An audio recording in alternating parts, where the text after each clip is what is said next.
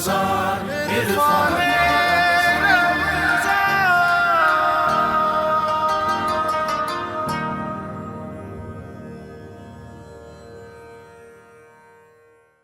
شروع اللہ کے نام سے جو بڑا مہربان اور نہایت رحم والا ہے۔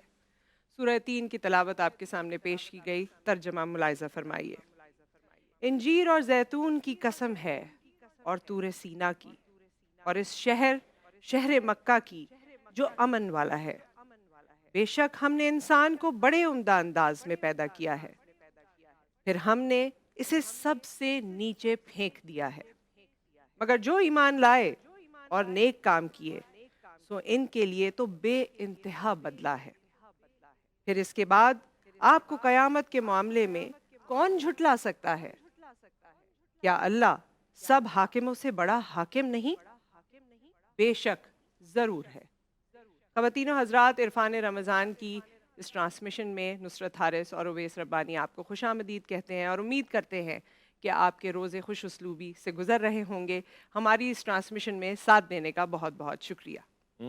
سبحان اللہ والتین والزیتون، کیا خوبصورت انداز ہے خدا کا مثال دینے کا، اور پھر اپنے حاکمیت کا اظہار فرما رہا ہے۔ الیس اللہ باحکم الحاکمین، کیا اللہ نہیں ہے تمام حاکموں سے بہترین حاکم؟ اور شاید اسی لیے وہ جب کہتے ہیں نا مالک یوم الدین، اس میں وحشت بھی ہے، خوف بھی ہے، نذیر بھی ہے، مگر بشیر بھی ہے۔ وہ اس لیے کہ جب مالک دنیا میں اتنا پیارا ہے تو یوم الدین میں مالک کتنا پیارا سبحان ہوگا۔ اللہ، بے یعنی شک۔ آج ہم کہتے ہیں کہ روزی کا اللہ کا بڑا شکر ہے کہ ذمہ اللہ نے خود لے رکھا ہے، بندگان خدا کے ہاتھ میں آتا تو انتہائی نیچ درجے کی حرکت کرتے، مگر جب یہی ذمہ بخشش کا، شفاعت کا، رحمت کا، جنت میں حاضری کا اللہ نے لیا ہوگا، اور وہی عدل کر رہا ہوگا، اور وہ انصاف کر رہا ہوگا، اور وہ حساب کا دن ہوگا، اور وہ اس دن مالک ہوگا، تو کتنا پیارا ہوگا۔ اور آج بھی وہ اتنا ہی پیارا ہے۔ علیہ اللہ، یہ سورہ 3 خاص طور سے محبت اور توجہ طلب کرتے ہوئے نظر آئے گی آپ کو۔ اس پہ مثال بھی دی گئی ہے اس امین شہر کی۔ میں کمال قربان جاؤں کہ جس جگہ آپ تشریف فرمائے وہ امین ہو جائے۔ لا اقسم بہذا البلد وانت حل بہذا البلد ووالد وما ولد۔ سبحان اللہ، یہی دل کرتا ہے، اور دل کرتا ہے کہ کم سے کم رمضان الکریم میں خاص طور سے قرآن کو پڑھا جائے۔ باب ریان، وہ دروازہ کہ جہاں سے روزہ دار خاص طور سے داخل ہوں گے، یہ خاص طور سے ان کے لیے ہے، انہی کے لیے کھلے گا، وہ داخل ہوں گے اور بند ہو جائے گا۔ کیا شان ہے روزے داروں کی، سبحان اللہ، کیا شان ہے آپ کی اگر آپ کا روزہ اسی طرح سے ہے جیسے کہ آقا نامدار، فخر موجودات، مقصود کائنات، خاتم الانبیاء رحمت للعالمین نے بتایا ہے۔ سبحان اللہ۔ آج عرفان رمضان کی افطار نشریات میں اور نصرت بڑی خوش دلی کے ساتھ، کم و بیش نصف رمضان ہو چکا ہے، آپ کا یہ ساتھ ہمارے ساتھ ہے، اور آج ہمارے ساتھ ہیں مہمان رمضان میں عمر فاروق صاحب، جو الخدمت فاؤنڈیشن جیسی بڑی عظیم آرگنائزیشن کے وائس پریزیڈنٹ ہیں۔ السلام علیکم ورحمۃ اللہ۔ السلام علیکم۔ بالکل ٹھیک ٹھاک، اور جس طرح انہوں نے بات کر دی کہ نصف رمضان تقریباً ہو چکا ہے، تو او آئی سی اور پھر جس طرح سے آپ کافی سالوں سے 15ویں رمضان کو خاص طور پہ کسی دن کے ساتھ مخصوص کرتے ہیں، اس کے بارے میں ذرا بتا دیجیے۔ بسم اللہ الرحمن الرحیم، آپ کا بہت شکریہ، آپ لوگوں نے موقع دیا۔ 15 رمضان کو الخدمت فاؤنڈیشن نے شروع کیا کہ ہم آرفن ڈے منائیں گے، یتیم بچوں کا دن منائیں گے، اور او آئی سی نے بھی اس کی قرارداد منظور کی، اور پوری دنیا کے اندر مسلمان جو ہے 15 رمضان کو آرفن ڈے مناتے ہیں، یتیم بچوں کا دن مناتے ہیں۔ یتیم بچے ہمارے معاشرے کے اندر وہ ہیں کہ جن کی کوئی آواز نہیں ہے، مطلب وہ خود بھی کچھ بتا نہیں سکتے ہیں اور کوئی ان کے بارے میں سوچتا بھی اس طریقے سے نہیں ہے۔ تو الخدمت فاؤنڈیشن نے طے کیا جو یتیم بچے پورے پاکستان کے اندر موجود ہیں وہ ہماری ذمہ داری ہیں، اور ہمیں ان کو ٹیک اپ کرنا چاہیے اور ان کو آگے بڑھانا چاہیے، اور ان کے اندر ٹیلنٹ بھی بہت موجود ہے، لیکن بہت ساری مشکلات کی وجہ سے اور دوسری معاشرتی مسائل کی وجہ سے وہ آگے بڑھ نہیں پاتے ہیں۔ اور اس وجہ سے الخدمت فاؤنڈیشن نے شروع کیا کہ یتیم بچے جو ہم پر بوجھ نہیں ہیں بلکہ پوری ریاست کی تمام مسلمانوں کی وہ ذمہ داری ہیں۔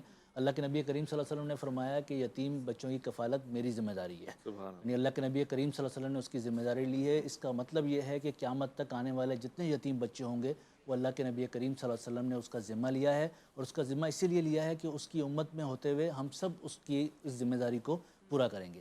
تو آج جو لوگ یتیم بچوں کی کفالت کرتے ہیں وہ اللہ کے نبی کریم صلی اللہ علیہ وسلم کی لی ہوئی ذمہ داری کو پورا کر رہے ہوتے ہیں۔ تو وہ قرآن کی وہ آیت علم یجد کا یتیمن فآویٰ، سبحان اللہ، اور پھر یہی حکم بھی دے رہا ہے کہ اگر تمہیں یتیم ملے، اور کئی مرتبہ ایک بار نہیں، کفالت کرنا، نگہداشت کرنا پھر ان کی پرورش کرنا اور پھر ان کے مال کے قریب نہ جانا. تو یہ بڑی ذمہ داری کا کام ہے. آئی ہوپ کہ آپ بہت ہی آسان طریقے سے انجام دے رہے ہیں اور یہ آپ کا تسلسل کے ساتھ سلسلہ بن گیا ہے. بس ہم نے یہ اسٹارٹ کیا 2011 کے اندر اور ہم نے کوشش کی کہ جو یتیم بچے ہیں ان سب کو لیا جائے اور ان کی کفالت کی جائے. اس کے اندر ہم 2 پروگرام چلا رہے ہیں. ایک تو پروگرام وہ ہے کہ جو بچے یتیم ہیں جن کے والد موجود نہیں ہیں اور وہ اپنی والدہ کے ساتھ اپنے گھر پہ رہتے ہیں یا اپنی ماموں کے گھر پہ، خالہ کے گھر پہ، چچا کے گھر پہ رہتے ہیں، تو ہم ان کی کفالت کرتے ہیں. ان کے گھر کے اندر وہ ماہانہ 5500 کا ہمارا خرچہ آتا ہے. اس بچے کو ہم پہنچاتے ہیں. اس میں خاص طور پہ آرفن کا جو ہمارا پروگرام ہے وہ ایجوکیشن بیسڈ ہے کہ جو بچہ پڑھتا ہوگا ہم اس کی تعلیم کے اخراجات پورے اٹھائیں گے. بھائی کھانے پینے کے تو باقی گھر والے بھی اٹھا لیتے ہیں، لیکن یتیم بچوں پہ سب سے کم اگر خرچ کیا جاتا ہے وہ تعلیم کے اوپر کیا جاتا ہے. ان کو کام پہ لگا دیا جاتا ہے، کوئی اور چیز کر لی جاتی ہے. تو ہم ان کی ایجوکیشن کے تمام اخراجات، ان کے کھانے پینے کے اخراجات، وہ ہم 5500 روپے پر مہینے کا ایک بچے کا خرچہ آتا ہے جو ہم اس سے تک پہنچاتے ہیں. اور اس کے لیے ہم نے یہ نظام بنایا ہوا ہے کہ کوئی جا کے اس کے گھر پہ پیسے دے نہیں رہا ہوتا ہے، بلکہ وہ اپنے پورے وقار کے ساتھ جو ہے وہ ATM سے جا کے انہیں پیسے نکلواتی ہے اس کی ماں یا چچا یا جو بھی ہے، اور اس کے اوپر وہ خرچ کرتے ہیں. اور ہمارے ہر جگہ پر ہم اس بات کا خیال رکھتے ہیں کہ وہ بچہ کسی اسکول میں پڑھ رہا ہے اور اس کے تعلیم کے معاملات کس طریقے سے چل رہے ہیں. اور جو ڈونر ہمیں دیتا ہے یعنی کہ کسی بچے کو اون کرتا ہے، ہم اس تک 3 مہینے بعد اس کی جو ہے وہ رپورٹ ہی بھیجتے ہیں کہ اس کے تعلیم کے اور اس کے گھر کے معاملات اس کے ساتھ شیئر کرتے ہیں تاکہ اس کی ایک اٹیچمنٹ ہی بن جائے. اور ہم سب کو یعنی اللہ کے نبی کریم صلی اللہ علیہ وسلم نے فرمایا ہے کہ سب سے بدترین گھر وہ ہے کہ جہاں پہ یتیم بچے کے لیے کچھ نہیں ہے. تو اس لیے ہماری پوری پاکستانی قوم کو کچھ نہ کچھ یتیم بچوں کے لیے اپنے رکھنا چاہیے. ایک خاندان ایک یتیم بچے کو، اگر اپنے بھی 4-5 بچے ہم پال ہی رہے ہوتے ہیں، اس کے ساتھ اگر ایک یتیم بچے کی کفالت اپنے ذمہ لے لے تو پورے پاکستان میں کوئی بچہ ایسا نہیں ہوگا جس کے پیچھے کوئی کھڑا نہ ہو، جس سے کوئی اور کفالت کرنا ہو. 5500 کی رقم ہے اس کے لیے. 5500 کی اس رقم ہے اس کے لیے کہ جو بچہ اپنے گھر کے اندر بھائی سبحان اللہ، مجھے خوشی ہو رہی ہے، مسرت ہو رہی ہے یہ بات سن کے. آقا نامدار فخر موجودات صلی اللہ علیہ وآلہ وسلم کا سارا خاصہ یعنی سلسلہ اور سیرت یہی تو ہے کہ یتیموں کی خاص طور سے نگہداشت کی جائے. اور خود ان پہ سلام کہ جو حضرت عبداللہ کے یتیم کو پال رہے ہیں، یعنی حضرت ابو طالب، آپ پہ ہمارا سلام ہو. عرفان رمضان عرفان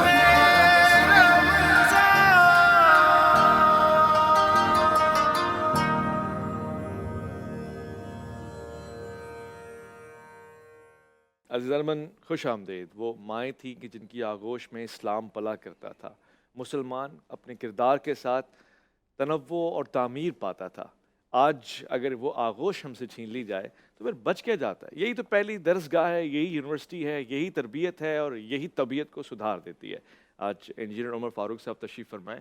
میں چاہتا ہوں کہ جہاں آپ یتیم اور اس کانسیپٹ کے حوالے سے کام کر رہے ہیں، وہاں آغوش کا ایک بہت بڑا نام ہے جس کو جھٹلایا نہیں جا سکتا، بلکہ اس کی بارہا مثال میں دیا کرتا ہوں. آغوش کا سلسلہ آپ کس نہج پہ پہنچا ہے؟ اس وقت کیا تبدیلی آئی ہے اور کس بہتری کے ساتھ جاری ہو ساری ہے؟ یہ ویسے بھائی، یہ ہمارا جو آرفن کیئر کا پروگرام ہے اس کے اندر 2 چیزیں ہیں. ایک تو وہ گھر پہ اندر جو ہم نے پہلے بات کی ہے کہ گھر پہ ہم اس کی یتیم کی کفالت کرتے ہیں.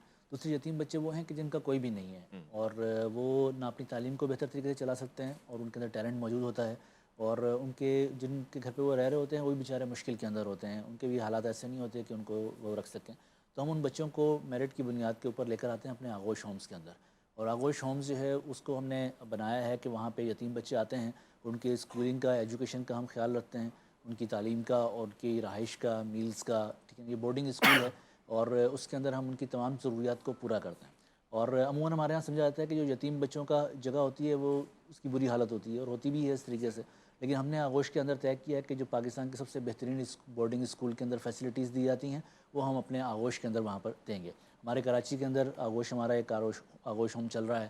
اس طریقے سے حالہ کے اندر چل رہا ہے. اس طریقے سے ٹنڈولیار میں، راشد آباد کے اندر آغوش ہوم ہے، وہاں پر چل رہا ہے. اس وقت ہم پورے پاکستان کے اندر تقریباً 250,000 بچے جو ہے وہ آغوش ہومز کے اندر موجود ہیں کہ جو وہیں پر رہتے ہیں. ان کی تعلیم کا، ان کے کھانے کا، ان کی باقی تعلیم و تربیت کا ہم وہاں پر انتظام کرتے ہیں.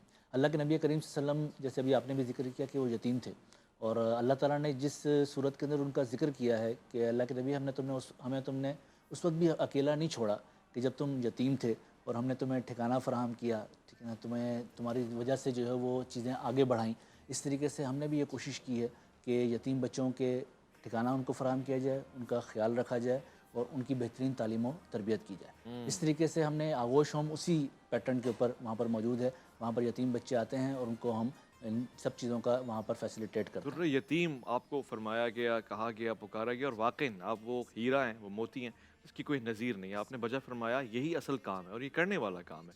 ساتھ ساتھ یہ بھی دیکھا گیا کہ الخدمت نے سیلاب متاثرین کی جو خدمت کی ہے، عین اس وقت جب سیلاب آیا، اور اس وقت میں خود انٹیریئر میں گیا اور سکھر میں ہمارے بہت سارے اچھے دوست ہیں ہمارے ساتھ رہے، اب بھی آپ اس کو سنوارنے میں، سدھارنے میں کامیاب ہو پائیں جو سیلاب کے بعد کی حالات ہیں؟ ویسے آپ کہہ لیں کہ پورے پاکستان کے اندر ہر 2-4 سال کے بعد کوئی ایسا ڈیزاسٹر ہمارے یہاں آ جاتا ہے کہ ہم شاید ہماری سب لوگوں کی چیزیں جو ہے وہ آگے بڑھ نہیں پاتی اس طریقے سے. اور ہم نے بہرحال اس بات کی کوشش کی کہ جب سیلاب آیا تھا تو اس کی لوگوں تک بات بھی پہنچے، ان کو بات بھی نہیں پہنچ پا رہی تھی کہ وہاں پر کیا مسائل اور مشکلات کے اندر ہے. اور الخدمت فاؤنڈیشن کے جو والنٹیئر ہیں وہ تمام جگہوں پر موجود ہیں، ہر یوسی کے اندر، ہر گاؤں کے اندر. اور جو ہمارے وہ والنٹیئر ہیں وہ بیچارے خود افیکٹڈ تھے اس سیلاب کی وجہ سے، لیکن ہم نے یہ کوشش کی اور یہ پاکستانی قوم، پوری پاکستانی قوم نے مل کے کوشش کی. میں اس وقت بھی جب جن پروگرامات میں گیا ہوں میں نے کہا تھا کہ ہم نے ایسے بہت سارے ڈیزاسٹر دیکھ لیے ہیں اور پاکستانی قوم مل کر جو ہے وہ ان سارے ڈیزاسٹر سے نکل آتی ہے. اللہ کا بہت شکر ہے کہ جتنا بڑا ڈیزاسٹر تھا اس کے طرح کی افیکٹ جو ہے وہ اس طریقے سے نہیں آیا، بلکہ ہم نے لوگوں کو سب نے مل کر، یعنی اس میں صرف الخدمت فاؤنڈیشن یہ اکیلے نہیں کر سکتی تھی، جتنی این جی اوز تھیں وہ بھی لوگوں نے انڈیویجولی بھی، لوگوں نے اپنے پیسے بھی دیے ہیں، خود جا کر بھی لوگوں کی وہاں پر امداد کی ہے. الخدمت فاؤنڈیشن نے پہلا کام یہ کیا کہ ریسکیو کیا لوگوں کو وہاں سے نکالا جو سیلاب کے اندر پھنسے ہوئے لوگ تھے. یعنی سوات سے لے کے کے پی کے سے لے کے سندھ تک جتنے بھی لوگ اس سیلاب کے اندر پھنسے ہوئے تھے، جو ریلے آ رہے تھے ان کے اندر لوگ بہ رہے تھے، ان کو بھی نکالنے کا کام کیا.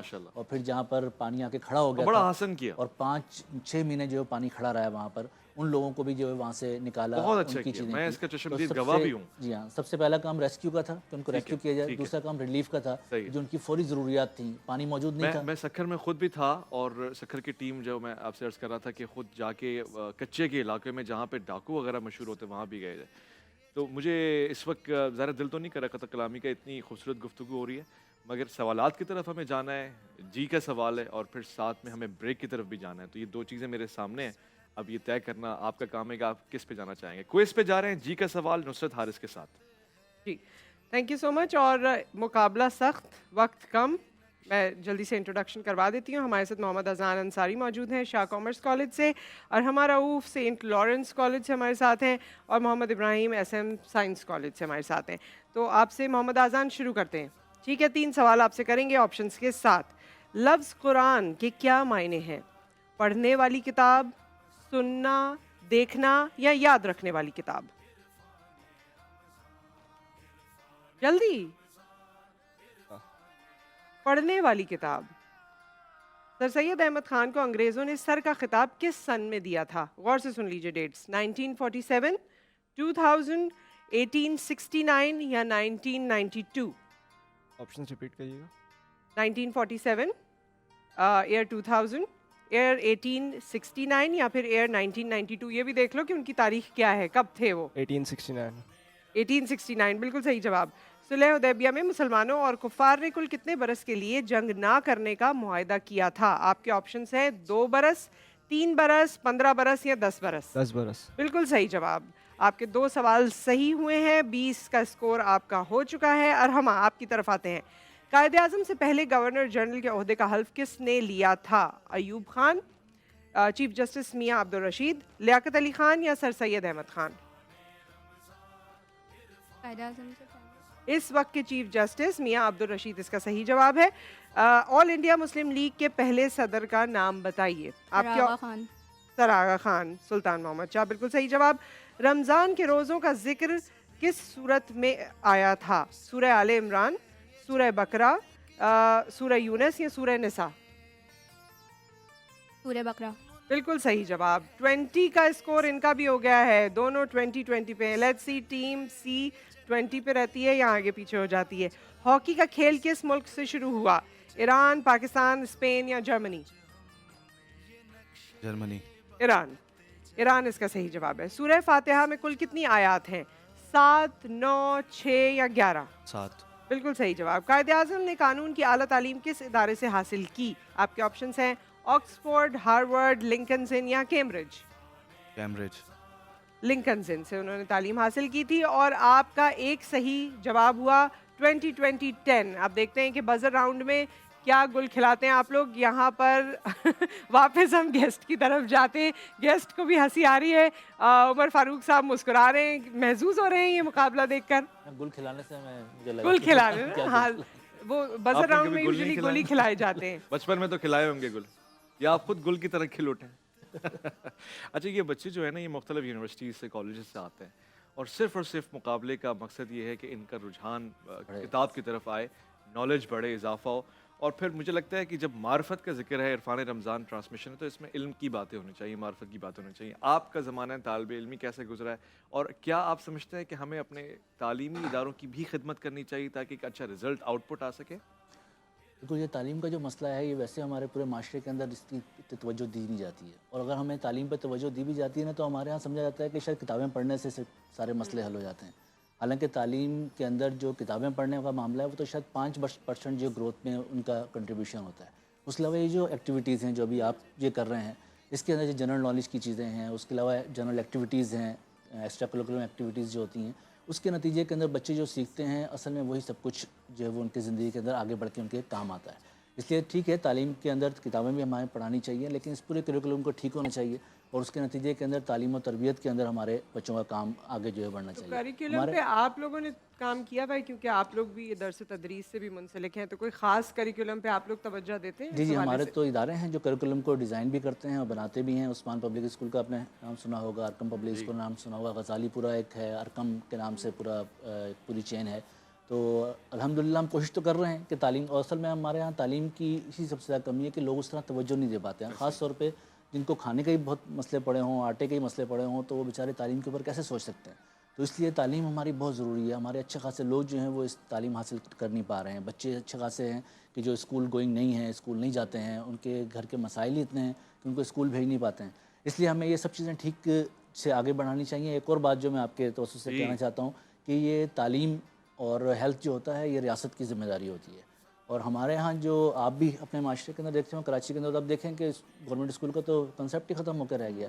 حالانکہ پہلے گورنمنٹ اسکول ہوا کرتے تھے اور لوگ کوشش کیا کرتے تھے کہ وہاں پہ بچوں کا ایڈمیشن ہو جائے، بڑے لوگ وہیں سے پڑھ کے آگے نکلیں، اور وہ اسکول بھی اس طرح کے ہوا کرتے تھے کہ لوگ بہت ساری اور چیزیں اس سے سیکھا کرتے تھے. لیکن اب تو ہم نے بس دڑبے بنا دیے ہیں اور اس کے اندر ہم چاہتے ہیں کہ بس جو تعلیم کی کتاب کے اندر لکھی ہوئی ہے اس کے دماغ کے اندر ڈال دی جائے اور وہ باقی ایکٹیویٹیز جو نہ کر سکیں. آج بھی پارلیمنٹ میں ایسے لوگ بیٹھے ہوئے ہیں جو بڑا بانگ دہل کہتے ہیں کہ ہم وہ ٹاٹ والے اسکول کے پڑھتے ہیں. اچھا آپ نے دیکھا کانسٹیٹیوشن کے معاملے میں آج کل ویسی نیوز میں کانسٹیٹیوشن کو لے کر جی کانسٹیٹیوشن ہرٹ نہیں ہو، پاکستان کی کانسٹیٹیوشن، تو پاکستان کی کانسٹیٹیوشن میں تو یہ سبجیکٹ ہے تعلیم کا اور صحت کا، اس پہ کوئی بات نہیں کرتا، اس سے ہرٹ نہیں ہوتے. ہاں وائلیشن جو ویسے ہو رہی ہے، مطلب کہ آپ کے دستور 73 کے اندر لکھا ہوا ہے کہ آپ 86 تک جو ہے وہ اپنا پورا کریکولم جو ہے اردو کے اندر شفٹ کر دیں گے، لیکن ہم ابھی تک نہیں کر سکے. 30-40 سال ہم آئین کی خلاف ورزی کر رہے ہیں نا. جب ہم نے اردو کے اندر نہیں شفٹ کیا اپنے کریکولم کو، ٹھیک ہے نا، تمام تعلیم کو، تو اس کا مطلب کہ ہم نے آئین کی خلاف ورزی کی ہے کہ جو 73 کے آئین کے اندر لکھا ہوا ہے کہ 86 کا ٹائم دیا تھا انہوں نے کہ آپ 1986 تک جو ہے اس کو کنورٹ کر دیں گے، وہ ہم نہیں کر سکے ابھی تک. اس لیے ہمارے بچوں کا ایک بہت بڑا جو صلاحیت ہے وہ پہلے انگلش سمجھنے میں لگتی ہے، اس کے بعد پھر وہ سبجیکٹ کو سمجھتے ہیں. اگر وہ اردو کے اندر ہو تو ان کی 100% جو ہے وہ صلاحیت جو ہے وہ سبجیکٹ کو سمجھنے میں لگے گی، تو وہ کہاں پر آگے جو ہے وہ پہنچ پائیں گے.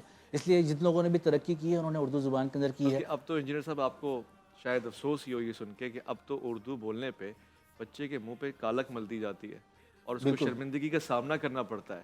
اس وقت پاکستان میں سب سے زیادہ بولی جانے والی زبان ظاہر پنجابی ہے، مگر اردو جس کو قومی زبان کا تاج حاصل ہے، ہمیں بولتے ہوئے شرم آتی ہے. اردو میسج میں بھی ہم نہیں لکھتے، ہم رومن لکھتے ہیں، تو ہم اپنی زبان کے نہیں ہوئے تو ہم کس کے ہوں گے؟ صحیح بات ہے.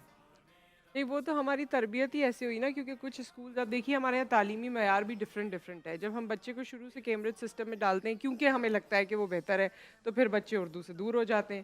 یہ تو بڑا ڈیبیٹیبل ظاہر ہے یہ ٹاپک ہے. اور جب ماں باپ ہی خود یہ گھر میں اب تو انگریزی میں بات کرنے لگے ہیں، میاں بیوی آپس میں انگریزی میں بات کرتے ہیں، بچے سے انگریزی میں بات کرتے ہیں. اب تو موم ڈیڈ ہے نا وہ. ہاں اور وہ بچوں سے انگریزی میں، مطلب میں تو سوچتی ہوں لطف ہی نہیں آتا اپنی زبان میں جب تک کوئی آڑے ٹیڑھے لفظ نہ بول دو بچوں کو. پروفیسر عنایت علی خان صاحب ہوا کرتے تھے، اللہ تعالیٰ ان کی مغفرت کرے، اور انہوں نے اردو پہ بہت کام کیا ہے. اور وہ جہاں بیٹھتے تھے اور اردو کی بہت ساری چیزیں ہماری وہ ٹھیک کروایا کرتے تھے کہ یہ والی چیز اردو، تو وہ پرانے لوگ بھی اس طرح ختم ہو گئے کہ اس طریقے سے اردو ہمارے پاس ہوتی. اردو کو صرف ہم یہ نہیں سمجھیں کہ صرف تعلیم کی زبان ہے، یہ زبان بھی ایسی ہے کہ جو ایک دوسرے سے رابطے کی بھی زبان ہے. مطلب پاکستان کے اندر اگر رابطے کی کوئی زبان ہے تو وہ اردو ہے، اور صرف پاکستان کے اندر نہیں بلکہ آپ کے سب کانٹیننٹ کے اندر بھی اردو کو بہت سمجھا بھی جاتا ہے اور لوگ اس کے ساتھ رابطے کے ایک ذریعہ بھی آپ کا بن جاتا ہے. اس لیے ہمارے ہاں 70 سالوں کے اندر ہم اردو کو ہی اپنے جو ہماری قومی زبان تھی اس کو ٹھیک نہیں کر سکے. باقی مسائل خیر اپنی جگہ پر.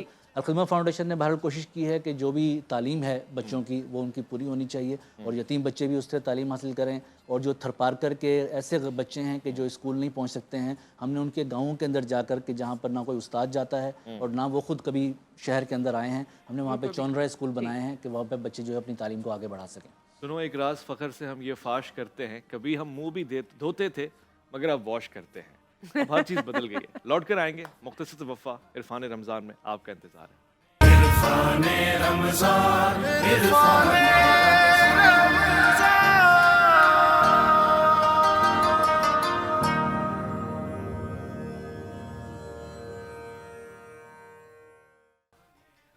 عرفان رمضان میں آپ کو خوش آمدید کہتے ہیں. ہمارے ساتھ عمر فاروق صاحب موجود ہیں الخدمت فاؤنڈیشن سے, اور ظاہر ہے الخدمت فاؤنڈیشن بے تحاشا کام کر رہی ہے اور آنکھوں دیکھی بات ہے. سیلاب کے زمانے میں بھی ہم نے بہت دیکھا اور بہت سراہا بھی جاتا تھا. آپ لوگوں کو صرف آن اسکرین نہیں, آف اسکرین بھی آپ کے حوالے سے بات ہوتی تھی. اور آج جو آپ کے میجر پوائنٹس ہیں, میں چاہتی ہوں کہ اس کو اور زیادہ ہم لوگوں تک پہنچائیں. ایک تو ہیلتھ کے سیکٹر میں جس طرح کام ہو رہا ہے, کمیونٹی سروسز پہ جو آپ لوگ توجہ دے رہے ہیں, اس میں کون کون سی ایسی چیزیں ہیں جو آپ لوگوں کو بتانا چاہتے ہیں, اور لوگ اپنا حصہ کیسے ڈال سکتے ہیں؟ بالکل. اچھا, ایک تو یہ آپ نے جو ذکر کیا نا, ایک تو ہمارے مستقل جو ڈیزاسٹر آتا ہے اس کے اندر ہم کام کرتے ہیں. سیلاب آ گیا ہے تو اس کی بھی بہت بڑی ایکٹیویٹی تھی جو سیلاب کے اندر چلی. اس سے پہلے کرونا تھا تو کرونا کی ایک بہت بڑی ایکٹیویٹی تھی جو اس کے اندر چلتی رہی. اس کے علاوہ یہ روٹین کی ہماری چیزیں, خاص طور پہ ہمارے ملک کے اندر تھر پار کر ایسا جگہ ہے کہ جہاں پہ بہت سارے مسائل ہیں. تو وہاں پر جیسے ابھی ہم نے ذکر کیا کہ وہاں پہ تعلیم کا بہت بڑا مسئلہ ہے. تو وہاں پہ جو چھوٹے چھوٹے گاؤں ہیں وہاں پہ پہلے ہم نے پانی کا جو ہے وہ پورا انتظام کیا ان کا, کہ پانی وہاں تک پہنچایا. تقریباً 1800 کنویں ہمارے وہاں پر موجود ہیں تھر پار کر کے اندر. اور اس طریقے سے ہم نے چونرا اسکول جو ایک جھونپڑی کے اندر ہوتا ہے, اور وہاں پہ ہم بچوں کو تعلیم دیتے ہیں, پرائمری کی تعلیم دیتے ہیں تاکہ بچے کچھ بہتر اپنی تعلیم کو آگے بڑھا سکیں. اور جو اچھے بچے آگے اور بڑھ سکتے ہیں تو پھر ہم ان کو مٹھی شہر کے اندر لے کر آتے ہیں اور وہاں پہ ان کی تعلیم کا انتظام کرتے ہیں. اس طریقے سے تھر پار کر کے اندر ہی ہم نے ایک بہت بڑا نعمت اللہ خان میڈیکل کمپلیکس جو ہے بنایا ہے کہ جہاں پر ہم ماں کی اور بچے کی جو ہے وہ دیکھ بھال کرتے ہیں. اور وہ بالکل فری ہے, وہاں پر کوئی کیش کاؤنٹر نہیں ہے. اور وہاں پہ جتنے بھی لوگ آتے ہیں تقریباً ایک سال کے اندر 70,000 لوگ وہاں پہ اس کو وزٹ کرتے ہیں, ان کا علاج ہوتا ہے اور وہ بالکل فری ہم وہاں پر علاج کرتے ہیں. بہت وہاں کا یہ پن پوائنٹ ہے, مطلب بہت امپورٹنٹ ہے. وہاں پہ ایک بہت بڑا مسئلہ ہے نیوٹریشن کا, نہ ماں کی پوری ہوتی ہے نہ بچے کی پوری ہوتی ہے, بہت سی اموات ہوتی ہیں. جی وہ اموات ہر سال ہوتی ہیں. تو اس لیے ہم نے وہاں پہ کوشش کی اور یہ بہت بڑا وہاں پر ہاسپٹل جو ہے وہ وہاں کے لوگوں کے لیے ہم نے بنایا ہے, اور وہاں پہ لوگ جو ہے وہ آتے ہیں. اس طرح ہیلتھ کا ہم یہ کام پورا کرتے ہیں. ایک اور ہمارا شعبہ ہے مواخات کا, جس کے اندر ہم لوگوں کو کاروبار کے لیے غیر سودی قرضہ دیتے ہیں. غیر سودی قرضہ؟ جی, غیر سودی قرضہ دیتے ہیں اور وہ اس سے اپنا کاروبار کرتے ہیں اور اس کے بعد اپنے پاؤں پہ کھڑے ہو جاتے ہیں. لمٹ کیا ہوتی ہے تقریباً؟ تقریباً 50,000 تک کا چھوٹا قرضہ ہے. اور وہ ہم خواتین کو, مردوں کو اپنا کاروبار شروع کرنے کے لیے دیتے ہیں. اور یہ پوری دنیا کے اندر پاکستان واحد ایک مثال ہے کہ جہاں پہ غیر سودی قرضہ دیا جاتا ہے. آپ کو شاید یاد ہوگا کہ کچھ عرصے پہلے بنگلہ دیش کے ڈاکٹر صاحب کو بھی جو ہے وہ اس پہ ایک ایوارڈ ملا تھا, اور انہوں نے بھی غیر سودی قرضہ نہیں تھا ان کا, لیکن وہ بھی سودی قرضہ دیا کرتے تھے اور ان کو جو ہے وہ ایوارڈ دیا گیا تھا اس کے اوپر. تو پاکستان دنیا کے اندر واحد مثال ہے کہ جہاں پر غیر سودی قرضہ دیا جاتا ہے. اور میں آپ کو اور حیران کن بات بتاؤں کہ اس پاکستان میں جو ہمارا یہ پروگرام چل رہا ہے اس میں 98% لوگ جو ہے وہ قرضہ واپس کرتے ہیں. تو عموماً ہمارے معاشرے کے اندر آپ قرضہ دیتے ہیں, سود پہ دیتے ہیں, لوگ واپس نہیں کر پاتے ہیں.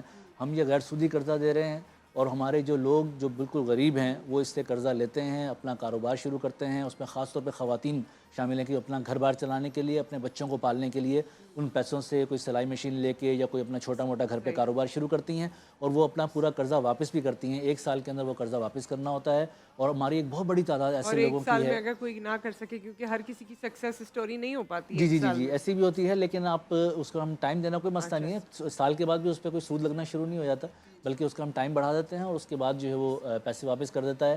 اور بہت سارے لوگ ایسے ہیں کہ جنہوں نے قرضہ بھی واپس کیا اور اس کا پھر ہمارے ڈونر ہی بن گئے, کہ وہ اپنے ان پیسوں کے اندر سے ہر مہینے جو ہے وہ 100 روپے بچاتے ہیں. اور وہ 100 روپے ان کا بہت بڑا ہوتا ہے, حالانکہ وہ ویسے اتنی بڑی رقم نہیں ہے, لیکن ان کے لیے یہ بچا کے اور ڈونیٹ کرنا, اس لیے ہماری پوری پاکستانی قوم کو دینے والا جو ہے وہ بننا ہے, مانگنے والا نہیں بننا ہے. یہ ہمارے معاشرے کے اندر خرابی بڑھتی چلی جا رہی ہے کہ لوگ مانگنا ہر چوک چوراہے کے اوپر لوگوں نے شروع کر دیا ہے. اس لیے اب لوگوں کے ان مسائل کو حل کریں, ان کو اچھے کاروبار دیں, ان کو بغیر سودی قرض دیں تاکہ وہ سود کی لعنت سے نکل سکیں. اللہ تعالیٰ اس میں برکت بھی اتنی ڈالتا ہے کہ اپنے پاؤں پہ کھڑے ہو جاتے ہیں. اور اس میں سب سے اہم بات یہ ہے کہ وہ بیچارے غریب ہوتے ہیں, لیکن اس کے باوجود 98% لوگ جو ہے وہ سود کا جو ہمارا قرض لیتے ہیں وہ واپس کرتے ہیں اس کے اندر. اور سود کا نظام سے جان چھٹ جائے تو پتہ نہیں کون کون سے معاملات اور بھی ہیں جو حل ہو سکتے ہیں. بالکل بالکل. اس وقت ہم آپ کو جو معاملات حل ہونے ہیں جو ہم نے بیچ میں چھوڑ دیے تھے وہ پارٹیسپینٹس کے ہیں, کیونکہ ان سے مزید سوالات ہوں گے اور دیکھا جائے گا کہ ونر کون ہوتا ہے. چلتے ہیں اب اویس ربانی صاحب کی جانب. خوش آمدید. ونر کو آج ملے گا بن احسان کی طرف سے تحفہ, چیز کی طرف سے تحفہ اور 10 انچ کا ملے گا پیزا میکس کی طرف سے پیزا واؤچر. اور سوال جواب کا ہم آغاز کرتے ہیں. ویسے شفق کا تحفہ بھی ہے اور اسمائل انڈسٹریز کا تحفہ بھی ہے رنر اپ کے لیے, تو آپ لوگوں کی اجازت ہے. اوکے, پہلا سوال. پاکستان میں جذام کے مریضوں کے لیے بے مثال کام کرنے والی خاتون کا نام بتائیں. آپشن 1 ڈاکٹر نفیس صادق, آپشن 2 ڈاکٹر اسما مڈوٹ, آپشن سی ڈاکٹر ثانیہ نشتر, آپشن 4 ڈاکٹر رتفاؤ. نہ بجاؤ. اوکے, اگلے پہ آؤ جی. آپشن 2. آپشن 2. نام لو. ڈاکٹر اسما مڈوٹ. جی. بہت اچھے, شاباش. غلط جواب. آل انڈیا مسلم لیگ کے قیام کی تجویز سب سے پہلے کس نے دی؟ آپشن 1 علامہ اقبال, آپشن 2 شوکت خان یعنی شوکت علی, آپشن 3 عبدالرب نشتر اور آپشن 4 حکیم محمد اجمل. عبدالرب نصر. واہ, ایک اور غلط. حضور اکرم صلی اللہ علیہ وآلہ وسلم کے دادا کے کتنے بیٹے تھے؟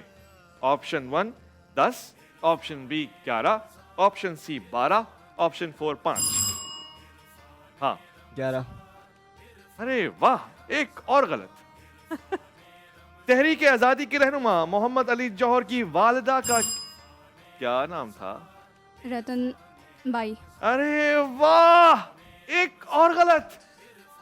اصل جواب ہیرو ہے کا نمبر آبادی تم لوگ بیگم, جو بی اما کے نام سے مشہور ہے. بی اما پارک دیکھا ہے؟ دیکھا ہے وہی والا. اسلام آباد کا نام کب رکھا گیا جو اسلام آباد ہے؟ 1950, 1960, 1975, 1999. بتاؤ. 65. ارے واہ, ایک اور غلط. کیا کھا کے آئی ہو آج ساری میں؟ آیت تطہیر قرآن مجید کی کس صورت میں ہے؟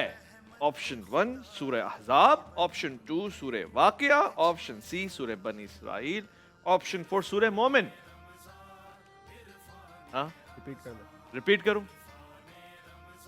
آیت تطہیر قرآن مجید کی کس صورت میں ہے؟ آپشن 1 سورہ احزاب, سورہ واقعہ, سورہ بنی اسرائیل, سورہ مومن. ریپیٹ کروں. ابے پھر سے کہہ رہی ہے کہ ریپیٹ کرو, کیا ہو گیا؟ ریپیٹر بن جاؤں گا میں. اگلا سوال. جدوجہد آزادی کے کون سے رہنما بیت المقدس میں مدفون ہیں؟ آپشن 1 مولانا ظفر علی خان, آپشن 2 شوکت علی. ہاں مولانا محمد علی جوہر. واہ, بہت اچھا, یہ صحیح جواب ہے. اب تک کا پہلا صحیح جواب, مبارک ہو تمہیں. یہ آخری سوال ہو سکتا ہے مگر یہ سیکنڈ لاسٹ ہے. پاکستان کے کس کھلاڑی نے لگاتار ورلڈ اسکواش چیمپئن شپ جیتی ہے؟ بجاؤ اور بتاؤ. جہانگیر خان, بالکل ٹھیک. اور آخری سوال ہے, قبلے کی تبدیلی کا حکم کس سن میں بھی بتاؤ. 2 ہجری. بہت اچھے, مبارک ہو.